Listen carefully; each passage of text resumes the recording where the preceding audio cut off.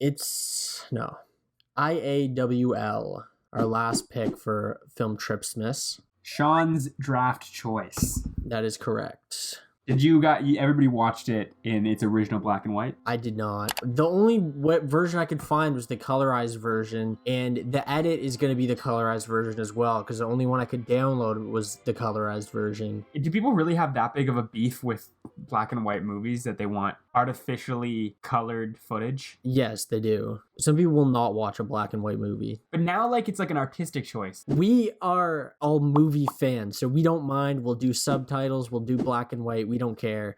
Some people will not do subtitles. They won't do black and white. They won't do any of that. They won't even do old movies. Some people won't even watch old movies that are in color. My girlfriend won't watch a movie from the 90s. The only way I can get an old movie on is if I do it while she's gone. And it's like, oh, this movie's playing now. And she's not going to change it at that point. It's hell. Mm-hmm. Yeah. Fuck you, That's what I'm trying to say. This was the first movie that I ever watched this was like before I was into movies, where I was like, this is actually like a truly beautiful movie. It's truly beautiful. You know what's funny is with like a really good message. Yeah. It kind of it's a little bit slow at times, where it's like, all right, I feel like some of this is kind of unnecessary. But by the end, I haven't seen it in a while, and by the end, I was on board with him. Like, this guy's life fucking sucks. Nothing turned out the way he wanted it to. This fucking blows. And then Clarence comes in and starts showing him all the great that he caused in the world, and it's like, damn, this is the emotional roller coaster I was supposed to go on in this movie, and that was my biggest takeaway. They nailed me being totally on his side and then completely changing my mind the way he did. I cried more at the end of this than I did at the end of School of Rock. I didn't cry. I got the chills though. I got the goosebumps that I don't get goosebumps that often. I do cry though. I cry at every movie, so yeah, we know that. That's not really news. I don't know if I brought this up on Film Trip before, but when we watched Mission Impossible Fallout, when Tom Cruise sees his ex-wife, Nolan cried in the theater. It was sad. She was with a new man, and he had to pretend like he didn't know her. It was really... So George can't hear out of one ear, right? He had a cold, and that's what deafened his ear. Dude, it was in the year 1900 when that happened. Like, he's lucky he didn't die from the cold. That's a good point. You can still do that. Like, I put a note in because I do actually have hearing problems. I can barely hear out of my left ear, which is getting worse by the day. Oh, that's lovely. Well, that sucks for you. I'm sorry. But I'm not allowed to get water in my ears because... Do you have earplugs when you shower and stuff? Yeah.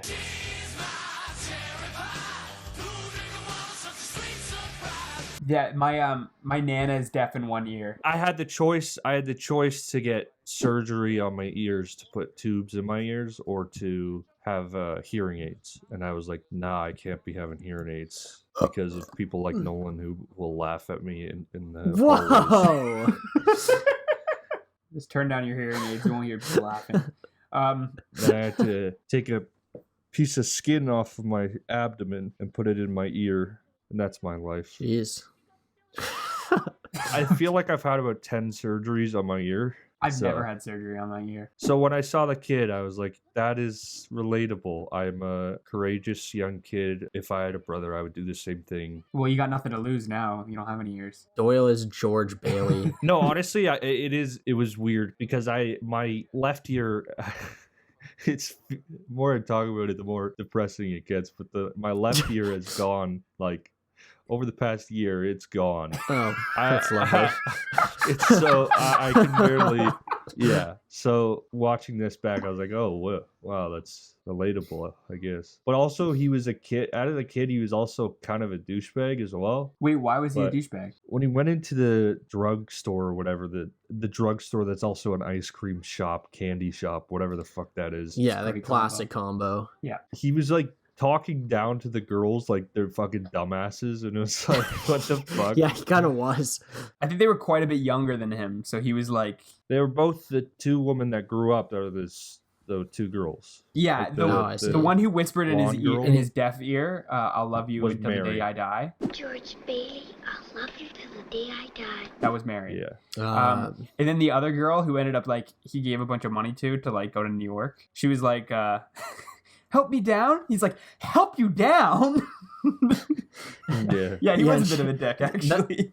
And then But he said that one something girl's called, like, yeah, I'll get chocolate ice cream. And he's like, with coconut? She's like, no, I don't like coconut. And he's like, don't you know where they come from, you idiot? And then puts it on anyway. Yeah, he said something like He's like, that. oh, yeah. okay. She blatantly said she didn't like coconut. Also, I was just thinking, like, I wonder if, like, because I can't hear it on my left ear, if there's, like, a mystery woman who's told me that she will love me for the rest of my life. But I never heard it. Sean Doyle. I'll love you till the day I die. Probably not, though. No, probably. No, it's almost certain that that's Almost happened. certainly, yeah. But with my luck, she's probably dead. So. Oh, dear. Oh my god. It's a dark So I'll episode. never Yeah. know. I'll never know. Well, it's a dark movie, kind of, for most of it. Until the a end. lot of it is. Well, this is why I respect this movie more than most Christmas movies, because it has so much more character than most of these movies. You know, like, there's a lot of Christmas movies and they have, like, the moral of the story is, you know, don't be naughty, don't, you know, do this shit.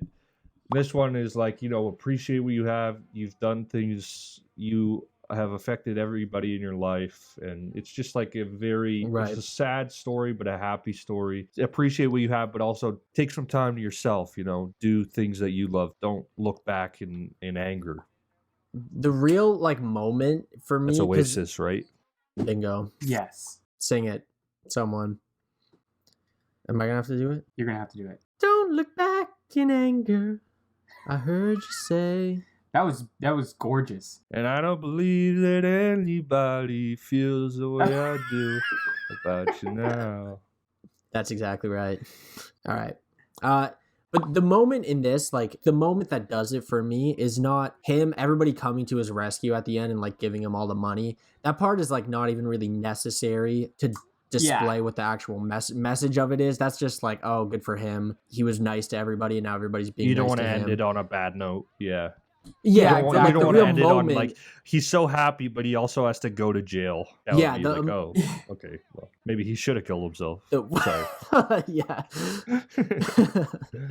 The moment that initiated the waterworks for me, though, was when he comes in and he sees the bank examiners there and he's like, oh, the bank examiners, take me to jail. Just let me see my family. Oh, I love you guys. And I was like, oh, that is just, like, that's it right there. Just Mary, where's my family? He's hugging his family and all of that. Yeah. And I was like, this is it. They nailed it. Yeah. I found the most touching part was when he came home before he went to go drink and stuff, and he had his kid in his arms. His face is so beaten up. It's so, like... Oh, it's sweaty and it's disheveled.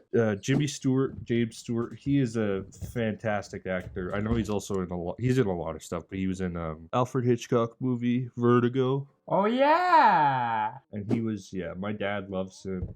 My mom loves him, obviously. And this is the reason I chose this movie. For your mama? For my mom. So don't expect any presents, mother, because fuck you.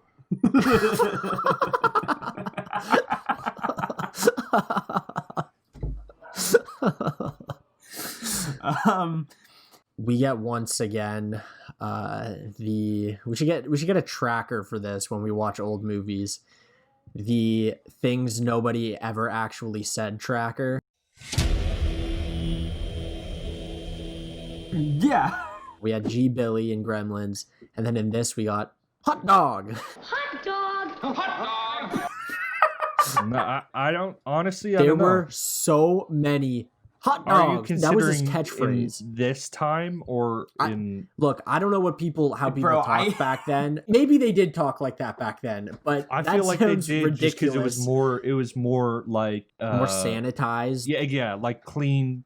People didn't swear as much silly back humor. then, I think. Even when our it's like a parents were growing Christian up. culture. You just like... Yeah, like they didn't even push the beds together back then. We can talk about Mr. Potter Scum. and just what he's got going on here, because I was watching it and I'm like, wow, this big, scary, cartoony businessman who has so much wealth and is buying up all the small businesses and just is going to have a monopoly over everything. Wow, that's so scary. Good thing that doesn't happen in real life. Oh, wait a minute. That's every single company. Oh, wait a minute. That's all banks, all big businesses. That's Amazon. That's Walmart. That's literally everything times a million. Yeah, it feels like that's always been a narrative in Hollywood, at least, of putting the bad guy as the rich guy, which I'm fine with. I don't give a fuck. But I'm just saying, like, it's weird because throughout that time, Hollywood has kind of melted into that pot, but it never seemed to have changed the ideals of anybody in that business. Yeah, well, yeah, sad. it is weird that it's like that's their villain, but like actually that's just them. Yeah, that's funny. Yeah. The people making the movies are the rich, big fucking assholes. Miscellaneous bells. Isn't it miscellaneous gifts? It is, but for this one, Look, Daddy, teacher says every time a bell rings, an angel gets his wings. Oh, that's so sweet, Nolan. Okay. Oh, Sean, can you still hear us? I'm just ordering food. Okay. oh, That's thank great. you, mid-show. Yeah, right mid-show? That's awesome. Great. Okay, yeah, I got one. Zuzu. You want to ring the bell? Oh, sorry. Ding. Thank you. Zuzu, which one? That's an adorable name for a child. It would be weird for an adult, but very cute for a child. Maybe the cutest little girl in cinema history. And when Pause, bro. Stop that. We're not gonna get into this anymore. how No, adorable there's nothing the weird little about that. girl is. No. There's nothing weird about that. No. She's adorable. She's There's nothing meant to weird be. about that. When she had the flower and she said, "I'm just going to give my flower a drink." It's that's a dud, but I needed to bring it up because it fucking melts my heart. What Yup. about when he's like, "Oh, I'll stitch them back on for you," and he puts them in his it pocket, and she doesn't even, And she she's just a doesn't dumb even little know. girl, so she didn't know. Wow, what an idiot! What He an really idiot! He did it pulled right in one. front of you, you Yeah. dumbass. What a fucking moron! What a fucking moron that little Zuzu is. God, that's so Just embarrassing. an adorable idiot. I just remembered that I was gonna do a bit where I would be like, okay, let's try to not swear for this whole thing, but that's out of the question now. Yeah, I think we've sworn. I don't think we've swore at all. Fuck you, fucking suck. This fucking blow. Whatever the fuck that is. What the fuck? Do this shit. Fuck you. I don't give a fuck. Fucking assholes. Fucking moron. What a fucking moron. I think we kept it pretty clean. Yeah, I think we were pretty good. I've got a bell to ring here. Go ahead. Absolutely dynamite cigarette shot when George lights the match off his stare and then in like one big swoop comes up and lights the cigarette. It was so cool. I had to get that in there. We gotta It keep was awesome. we gotta keep watching old movies just so we can bring up all the cigarettes. You know what? The only thing that would have looked cooler, Sam? Don't. Heroin. All right. Any more notes or are we on to the ratings? Yeah, let's rate this hoe. Sam, how many hot dog out of 10? Hot dog! I will give this 8.7 hot dog. Sam's doing this thing now where he's trying to be objective with his score, so he's rating everything low so that it gives him more credibility. That's his thought process. I was giving out too many nines. Okay.